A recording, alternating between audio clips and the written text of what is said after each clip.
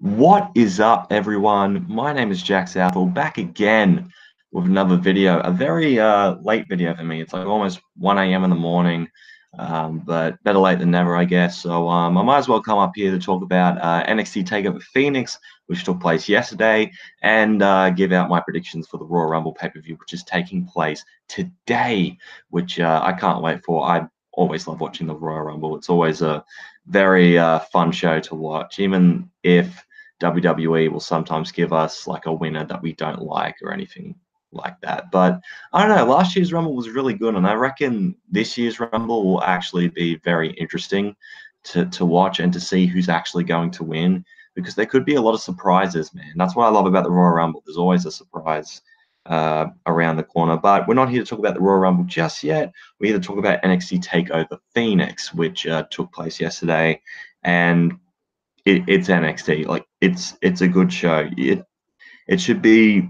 in your brain by now that like yeah, it's NXT, so it's automatically good, which it was. So yeah, we'll get right into it. We kicked things off with the NXT Tag Team Championship match between the Undisputed Era and the War Raiders. This was a great way to open up the show. Hanson and Rowe just amazed me with how athletic they were. Like the amount of like one of them like did an outside dive and all that stuff. Like that's crazy. Even though Hanson, who was the one who did the outside dive, completely missed. It was very hard hitting as well, which I really enjoyed. Hanson hit a splash from the top rope, and then Strong broke up the pin. Roderick hit a superplex on Hanson, but then O'Reilly hits a knee from the top rope, but then kicks out. But how this all ended, like Hanson did like a sort of cartwheel thing, like a springboard cartwheel, back elbow into both members of the Undisputed Era. Then War Raiders hit their finishes to win the NXT Tag Team titles, which I'm more than happy about. That was a great match between the two teams, and just really happy to see War Raiders finally get a shot at those NXT Tag Team titles. And now that they are the NXT Tag Team champions, I feel like they're going to have a rematch against the Undisputed Era at the next at NXT Takeover Brooklyn 5. I think that's the next one that's coming up, because yeah, the next NXT special is actually in the Barclays Center in Brooklyn, so they could probably do an NXT Takeover Brooklyn 5, which would be pretty cool to see. A rematch between those two. Maybe they can up the stakes and make it a ladder match even. It's really cool. It's really cool, honestly. But yeah, I'm extremely happy for War Raiders. They've were one of the most popular teams in Ring of Honor and in independent wrestling for the longest time, and now to see them finally make it to NXT and become the champions is really awesome to see. And as for Undisputed Era, they've got nothing to complain about. They've had a great run as the tag team champions, and it's going to be sooner or later before the Undisputed Era get called up to the main roster. Not just O'Reilly and Roderick Strong, but also Adam Cole and Bobby Fish as well. So next match, we had Matt Riddle versus Cassius Ohno. Now, this match didn't actually go for 1 minute, like their last match at NXT TakeOver War Games 2. But yeah, this was great. Cassius Ohno was super vicious in this match because he had a lot to prove. This whole story has been when he came back to NXT, he was the new shiny toy, and then everyone forgot about him. So now he has a lot of jealousy and rage for every new wrestler that comes into NXT, because he feels like all that spotlight should be towards him. And right now, Matt Riddle is the new shiny toy everyone's getting excited about. So it made a lot of sense story-wise, which I thought was great. But Cassius Ohno, like, he hit a running boot to Matt Riddle's face and completely hit him right in the jaw. Like, it was pretty painful to watch.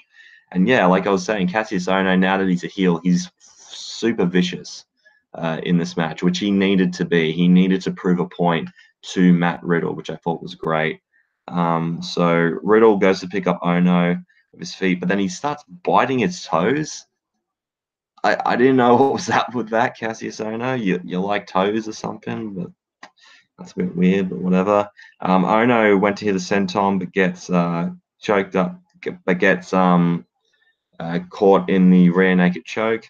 Ohno then, like, after a while during this match, he's like looking really tired, and it's like, dude, come on, man, fist bump and all that. But yeah, Matt Riddle, the king of bros, he's not having any of it. He just knees him right in the face, And then how this match ended, which I really like the ending to this match because it's so different to every match ending we see in pro wrestling. Like he ground and pounds Cassius Ohno to the point where the referee's like, "Oh, stop, mate!" Like and all that. And yeah, Matt Riddle ended up winning the match. Yeah, I was just happy for him. This was a really good showing.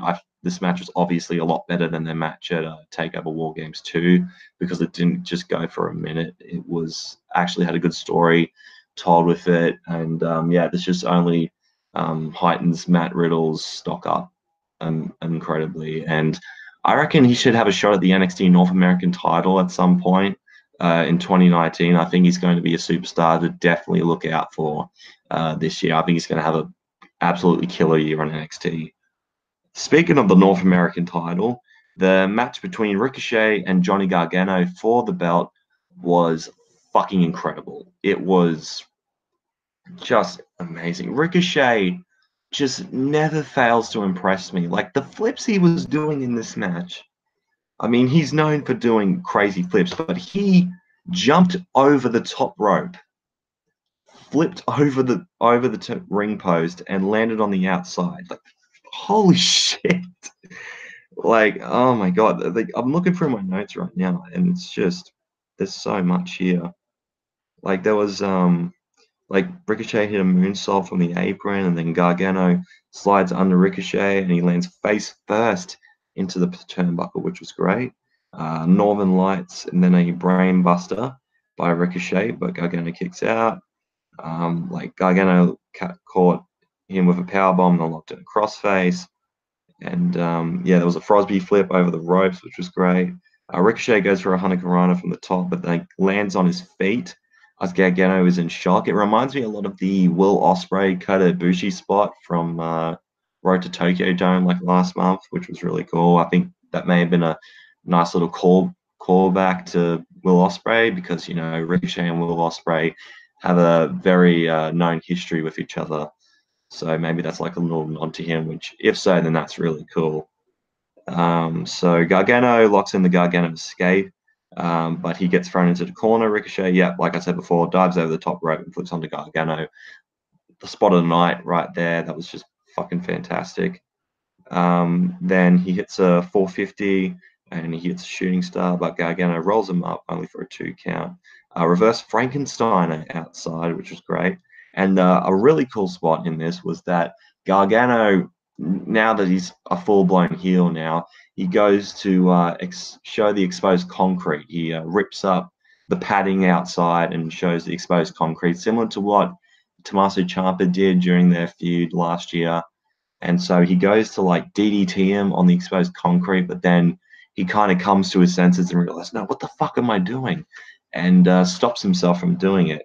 But it doesn't matter anyway because he ends up hitting a fucking suplex on the exposed concrete, which just the thought of the, I can't say thought properly, I'm sorry, but the thought of that just landing on your back on solid concrete just you kind of cringe just imagining the feeling of that. But yeah, Gargano hits a springboard DDT and ends up winning the NXT North American Championship. This match was, yeah, it was fucking fantastic. Easily the match of the night for me. Just so happy to see that Johnny Gargano finally won a title. Besides the NXT Tag Team titles, which was like 2 years ago, but now he's finally won a singles title in NXT, which is so great to see.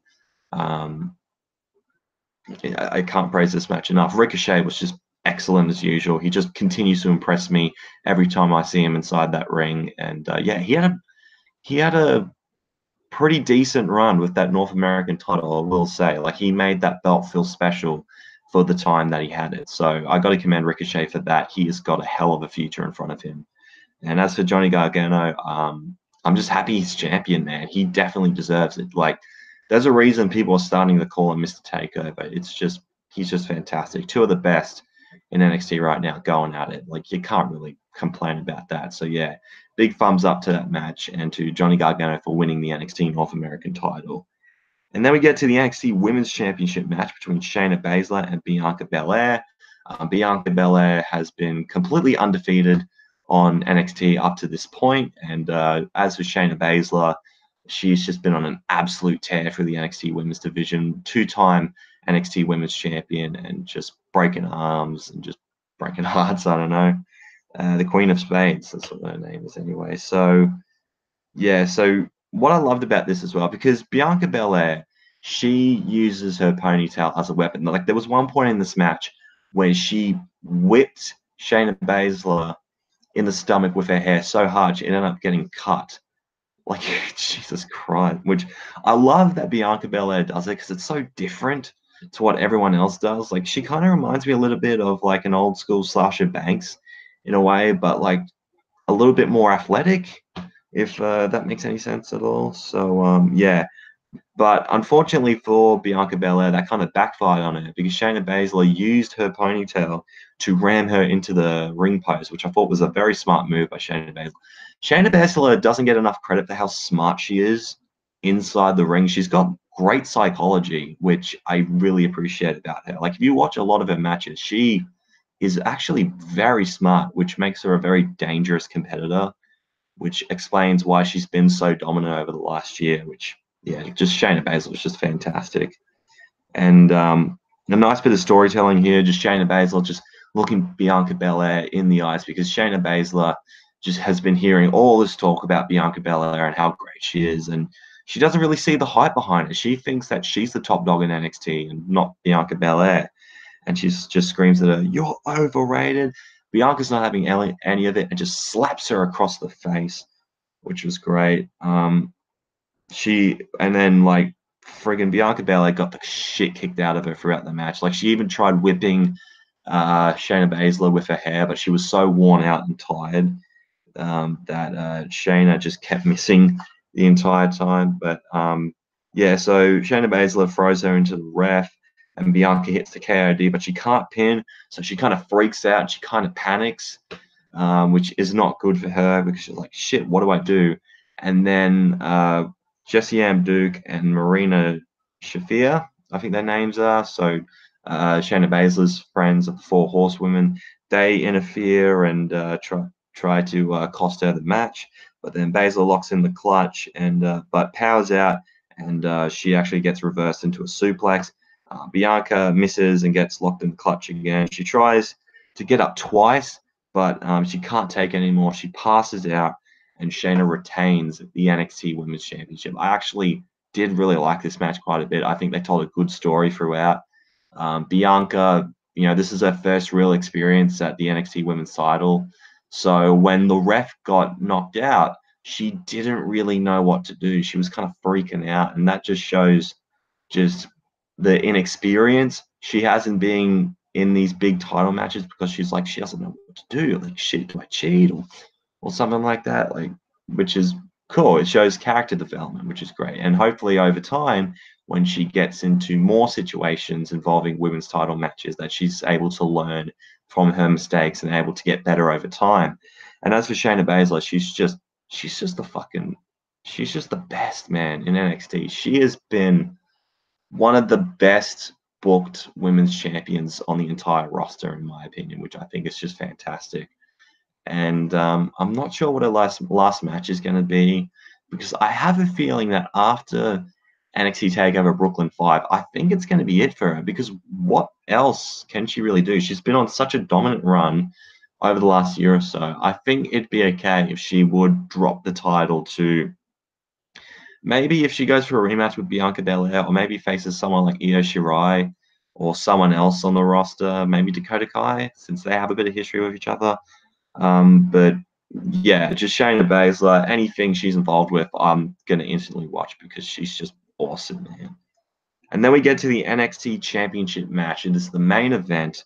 Tommaso Ciampa defending against Aleister Black. And Tommaso Ciampa, similar to Shayna Baszler, is also one of the smartest people on NXT, because what he did was aim for the left leg of Aleister Black so he can't hit that black mass, which I love when heel wrestlers do that. They aim at the body part where a face wrestler needs to use his finisher. It reminds me a lot of Bobby Roode and Shinsuke Nakamura's match from 2 years ago, when Bobby Roode kept aiming at Shinsuke Nakamura's leg so he can't hit the Kinshasa, which because of that, he was able to win the NXT title. So it's a good strategy.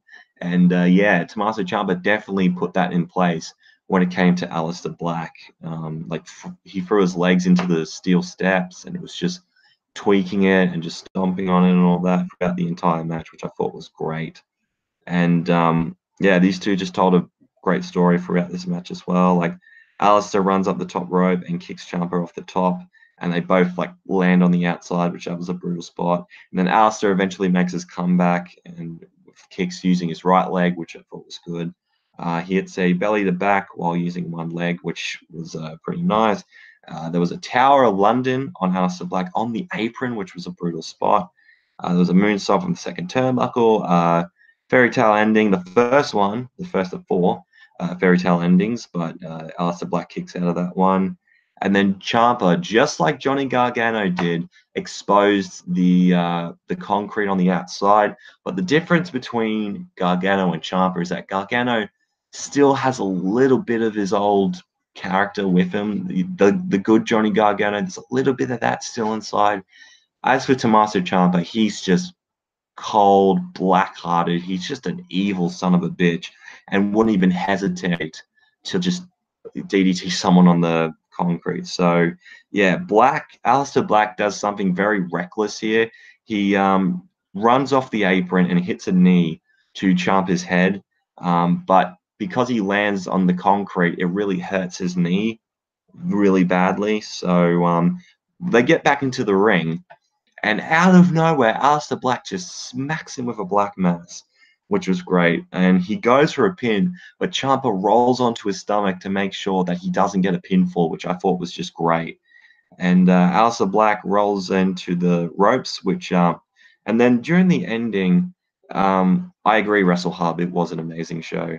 Aleister Black rolls into the ropes for some reason, which sets him up for a middle rope DDT, and he gets hit with fairy tale ending again, but he kicks out. I think that was like the third attempt, and he gets hit with the fairy tale ending for the fourth time for him to retain the NXT Championship. And yeah, I thought this was a great main event. A lot of the people said that it kind of dragged on during the middle portion, which I can kind of see why, because it did sort of a little bit. But yeah, besides that, it was a really good main event. I really enjoyed what these two did with each other. I thought Ciampa aiming at the leg of Aleister Black was a very smart move by him, and Aleister Black, just pushing through and doing everything he can to get the victory. And I'm glad that Tommaso Ciampa and Aleister Black had just a great match with each other. So yeah, and a cool thing that happened after the match, he's on the stage, he's celebrating, he's holding up the NXT title up high, and then Johnny Gargano comes out with his North American title, and they both hold up their championships and they look at each other and they smile. So DIY reunion, I think. Or what I think this could possibly mean is that maybe Johnny Gargano gets in the head of not Aleister Black, but Tommaso Ciampa, to make him think, oh yeah, he's my friend now. We're DIY, we're evil DIY. It's going to be great. But then, like on an episode of NXT, Johnny Gargano can reveal that he's still good guy Gargano and just turns his back on Ciampa, and that could be the final match between the two, and it could be like a title versus title match, and it could just be a fucking incredible way to end their feud, which would be awesome to see. So yeah, just a really good main event. And also what I saw happened after the event went off the air, the Velveteen Dream, who was in the crowd tonight, he wasn't wrestling at all, but there was a really cool moment where he was coming out of limo and he had two hot chicks by his side. Like he looked like an absolute pimp. It was great. And then I think Ricochet also came out as well, and they beat up Evil DIY, which was great. And they both just but all three guys were just hanging out in the ring and that. So that's got me thinking, because Velveteen Dream doesn't really have a feud at the moment. It's got me thinking, could he be in the Royal Rumble today? That would be really cool to see. I mean, Ricochet is an option, and Aleister Black. I think Ricochet, I don't know. I think he's going to stay in NXT for a little while. Aleister Black maybe could get called up. I mean, he's been in NXT for the last 2 years now, so it makes sense for him to finally get a call up to the main roster. But the thing is, we have a lot of main roster call ups already. like they've announced at the beginning of the year with EC3 and Heavy Machinery, Lacey Evans, Nikki Cross, and can't think of the other two at the moment. I'm having the mind blank at the moment, but yeah, it was like there's no real need to bring any more up at the moment. But then again, you never know. We could always use a nice little addition to Raw or SmackDown, I guess. So yeah, overall, I thought NXT Takeover Phoenix was just a great show, great action overall. I mean, it's an NXT Takeover. What do you expect? A match of the night was easily Johnny Gargano versus Ricochet for the North American title. Spot of the night would have to be Ricochet's flip over the ring post to the outside. That was just crazy to me.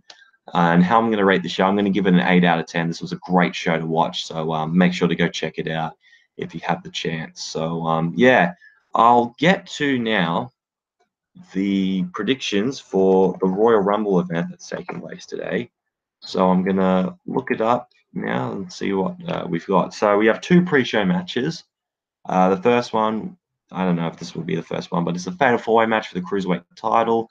Buddy Murphy, Akira Tozawa, Hideo Itami, and Kalisto will be facing off. I actually really can't wait for this match. I think it's going to be a great Cruiserweight title match, and just four of the best into a 5 Live at the moment. I mean, Buddy Murphy's been killing it as Cruiserweight champion, and Kalisto's always been great alongside with Akira Tozawa and Hideo Itami. Who I think is going to win? I reckon Buddy Murphy's going to retain his Cruiserweight title, and I don't think he'll lose it until WrestleMania, probably. Against who, though? I really do not know. And the second pre-show match will be for the United States title. It will be Rusev defending against the former champion Shinsuke Nakamura. And I reckon Rusev is going to retain. I mean, he's just held the title. But I do have a feeling they could give it back to Nakamura. Like, it wouldn't shock me at all if they did actually put the title back on Nakamura, because they love giving Rusev meaningless US title reigns for some reason, which is a shame. But I wish he does have a decent run with that United States title, because Rusev really needs some momentum going for him. And as for Shinsuke Nakamura, hopefully just a decent match, I guess. And I probably wouldn't be shocked if I see these two guys in the Royal Rumble match. I definitely see Nakamura making an appearance again alongside with Rusev. Since they're on the pre-show, they're not going to be in the main show anyway, unless they do appear at the Royal Rumble match. So I guess we'll talk about first on the main card. Okay. Okay, I'm sorry if I pronounced your name wrong, but is it Simon? I'm so sorry if I got your name wrong, dude. We have 8 hours to the Royal Rumble. We do too. Not long, man. Not long at all. But we'll talk about the first match here, which is the SmackDown Tag Team Championship match. It is the Bar, Cesaro and Sheamus, between The Miz and Shane McMahon. And yeah, who do I think is going to win this match? I reckon Shane and the Miz are going to win this match. I mean, the Bar, they've had plenty of opportunities as tag team champions, and although they're a great team, don't get me wrong, I hope Shane McMahon and the Miz, because I have kind of been enjoying their stuff on SmackDown. It's been nice to see. So you've picked Shane and the Miz. Well, I agree with you, mate. I definitely see them winning this match as well. So yeah, it's going to be interesting to see if Shane McMahon actually does wear the Miz's attire. That'd be really cool to see. But yeah, this could be a nice little comedy duo. And now that Miz has gone babyface, so it's an interesting little duo that we can see. And who knows, we might see them at Mania this year as the SmackDown Tag Team Champions. So we'll talk about the two women's title matches for this show. We'll talk about the SmackDown Women's title match first between Asuka and Becky Lynch. And who do I think is going to win this match? I don't know. Becky has been on an absolute roll as of late. She's been one of the hottest acts in all of wrestling. And Asuka, she's just won the SmackDown Women's title. So because she's only been champion for a short amount of time, I reckon Asuka's going to retain. And who knows, maybe Becky Lynch will find a way to get in to the Royal Rumble match. And who knows, she might win it and challenge Ronda Rousey for the championship. and they could have, like, she could get drafted to the Raw, and we can have the big Becky versus Ronda match, which we were all supposed to get at Survivor Series. You've picked Becky will win. Okay, dude.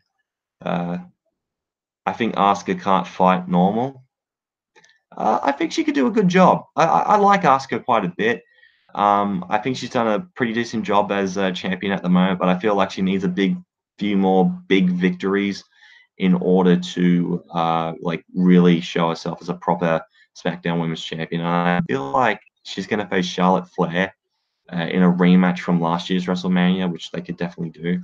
But yeah, my prediction is Asuka personally. And as for the Raw side of things, it is going to be Ronda Rousey defending her championship against Sasha Banks. It's nice to see Sasha Banks get a championship opportunity. She hasn't had a title opportunity in a while, and but I really do not see Sasha Banks winning this match at all. I think this match is going to be really good, and I think Sasha Banks is going to put on a great showing, as I do feel like she's been very underutilized over the last year and a half now. I mean, ever she's been paired with Bayley, she hasn't really done much, but hopefully this match can change things and put her back on the map again. But yeah, Ronda will probably, of course, Ronda will put on a great showing. She's been fantastic in WWE so far, and I think she's done a great job as champion. So I reckon Ronda Rousey will retain the Raw Women's title. And then we get to the two world title matches. The first one is for the WWE title between AJ Styles and Daniel Bryan. Yeah, last year the Japanese guys won it. Shinsuke Nakamura won and Asuka won.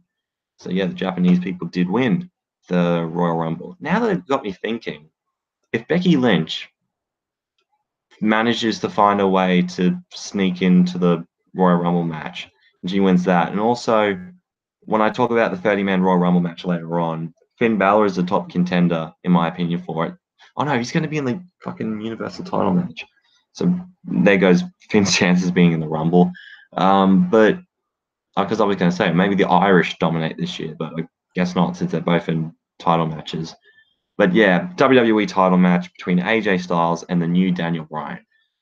Daniel Bryan has solidified himself for me as one of my favorite wrestlers of all time. This new Daniel Bryan, this woke eco warrior Daniel Bryan has been the most entertaining thing on the main roster, in my opinion. He's played his role to perfection. What he does well is that he knows how to get the crowd to give him a certain reaction. He reminds me a lot of like CM Punk in a way, where he plays up certain elements of his real life persona. Like if you remember CM Punk during 2010, he had the straight edge society, and he played up the fact that he was straight edge and how he didn't drink and smoke and do drugs, and how he's so much better than everyone else. You know, this is what Daniel Bryan's current character reminds me of. He's this eco-friendly warrior. He's this vegan who tries to shove it in the face of everyone else and say, you are fickle and you are what's wrong with the world. So it's like, fuck this guy. He's an asshole. And obviously, AJ Styles is a lot more humble than what Daniel Bryan is right now. And he's just the good old boy from Georgia who has just been fantastic, in my opinion. Thank you, WrestleHub, for subscribing. I did see that. And let's see what you said. AJ Styles is always face turn. He will win. I don't know. I think Daniel Bryan's going to retain. I really want Daniel Bryan to go into WrestleMania as the WWE champion and face someone. But then again, there's not a lot of big popular faces at the moment. I mean, maybe Rey Mysterio. Actually, to be honest, a Daniel Bryan Rey Mysterio match would be fucking awesome, in my opinion. But yeah, I don't know. They could actually give it to AJ Styles, though. That would be something they would do. I mean, AJ Styles is kind of the face of SmackDown at the moment, but I don't know. But the way Daniel Bryan's been going at the moment, I think he's doing so well at the moment. I think don't let him drop the belt yet. Let him drop it at WrestleMania in a big title match. But yeah, I reckon Daniel Bryan is going to win. I'm right. Thanks, mate. And we have the Universal Championship match between Brock Lesnar and Finn Balor. I really hope the Demon shows up, but I read something where apparently WWE want to make the Demon character a SummerSlam exclusive thing. Why is that the case? I don't know. That's really dumb, in my opinion. I mean, this is a big time match. I mean, it shouldn't just be saved once a year for SummerSlam. I think the Demon character should be used for big time matches. Brock will win 100%. Yeah, I agree with you right there. I reckon Brock is going to win the Universal title and keep it into WrestleMania. But it all depends with me as well how where the match places on the card. Like, if the men and women's Royal Rumble matches take place before the Universal title match and it ends up main eventing, I would actually think Finn will win the Universal title. But as of right now, I don't see that happening. I reckon a Royal Rumble match will main event the card, and because of that, I reckon Brock Lesnar is going to retain the Universal Championship and go into WrestleMania as champion to face probably who wins the Royal Rumble, in my opinion. So let's get to the two big matches. We'll talk about the women's Royal Rumble match first, and the current participants as of right now are Carmella, Ember Moon, Natalia, Bayley, all three members of the Riot Squad, Mandy Rose, Sonya Deville, Alicia Fox, Selena Vega, Naomi, Mickie James, the Iconics, Charlotte Flair, Tamina, Dana Brooke, Lana, Nia Jax, Nikki Cross, Alexa Bliss, and Lacey Evans. So that's about 23 that have been announced. So there's a few others we don't know. I reckon we're going to get some of the surprise entrances that we got last year. Maybe we could see Lita again. Maybe we could see Trish again. And maybe we can get like another call up to NXT, or not like a call up, but just like someone from NXT just showing up, and maybe from NXT UK as well. I'd love to see Tony Storm in the Royal Rumble match. That would be fucking awesome to see. Or maybe like Rhea Ripley would be really cool. And then on the NXT US side, maybe Dakota Kai. I just really like Dakota Kai. Maybe even Bianca Belair could be a big shot. Or if you want to do something really shocking, put Shayna Baszler in there and have her win the Rumble. But I highly doubt it's going to happen. But who do I think is going to win the Royal Rumble for the women's side? I reckon it's going to go to Charlotte Flair. Now that Asuka is women's champion at the moment, and I feel like she will retain over Becky Lynch in hopefully a great match. Nikki Cross, all right, Nikki Cross will win. That's an interesting one. I mean, that'd be a big shock for sure if Nikki Cross was to win the Royal Rumble. But yeah, it would be pretty funny just to see just guys and just going crazy at the thought of winning the Rumble. That would actually kind of be sweet. But I personally, I don't really see Nikki Cross winning. I reckon she'll do some damage. I reckon she'll eliminate like a person or two, but it's just going to be cool to see Nikki Cross in the Royal Rumble. I'm happy she's called up to the main roster. But yeah, like who do I seriously think is going to win? Charlotte Flair. And to probably face Asuka for the SmackDown Women's title in a main event from last year's WrestleMania. And I think that match will be great. If it's like last year's WrestleMania match, I think this one will be even better in my opinion.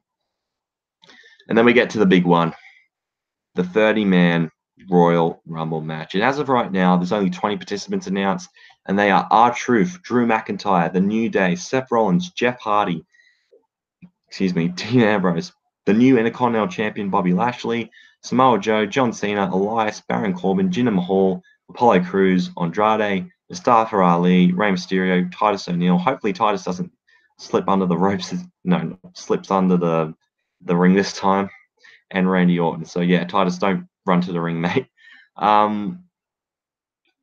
Again, always John Cena is out. Yeah, I don't know. I don't think Cena's going to win it this year because we have to put in perspective. He has an injury. Shit.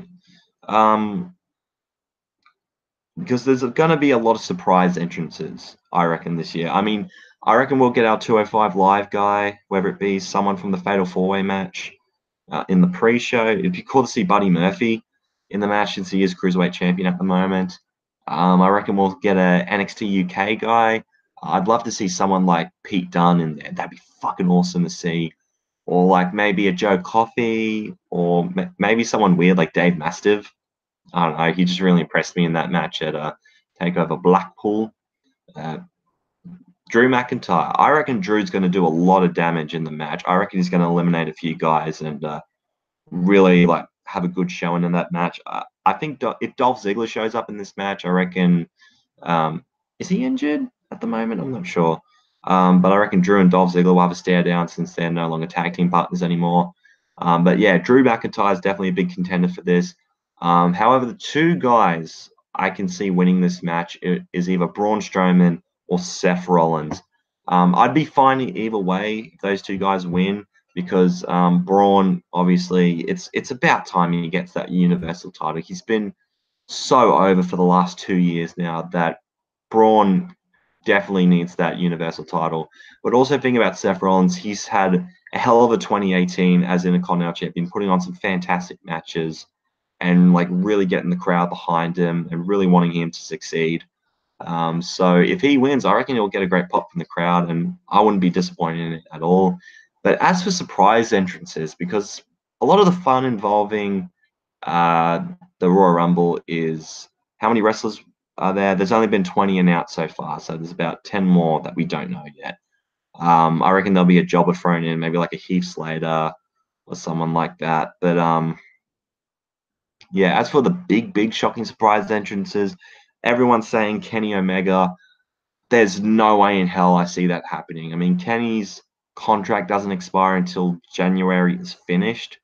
So even if he wanted to be in the Royal Rumble, he technically can't at the moment. And he's probably going to sign with All Elite Wrestling anyway.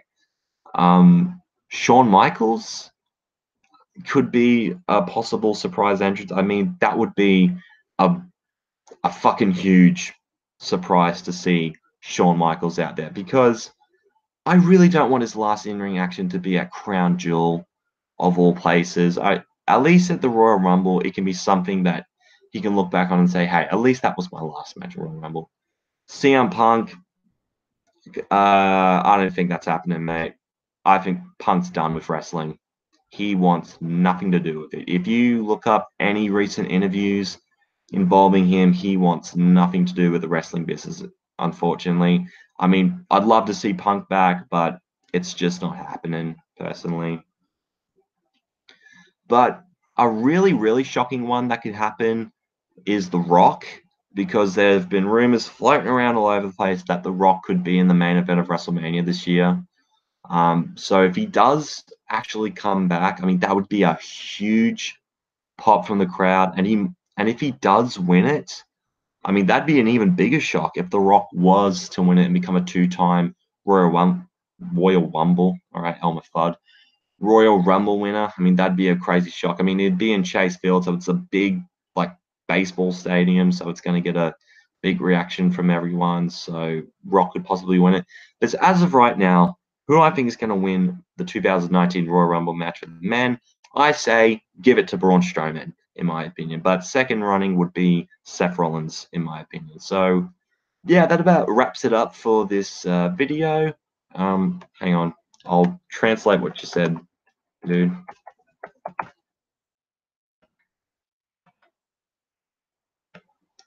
All right, I want to see what you said because I don't understand that. Hang on.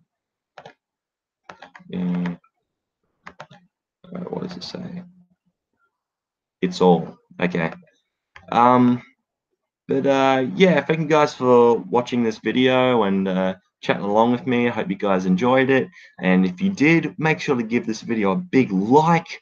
Comment down below your predictions for the Royal Rumble. And if you guys want to see more from me, make sure to hit the subscribe button. You'd be glad you did. Twitter and Instagram's at JackermanLaw31 if you want to check me out there. You predicted John Cena will win. I think he'll have a good chance at it, I reckon. And also, thanks for chatting along with me, man. I really appreciate that. But yeah, I'm going to wrap things up here. It's getting really late. So thanks everyone for watching, and I am out in 3, 2, 1.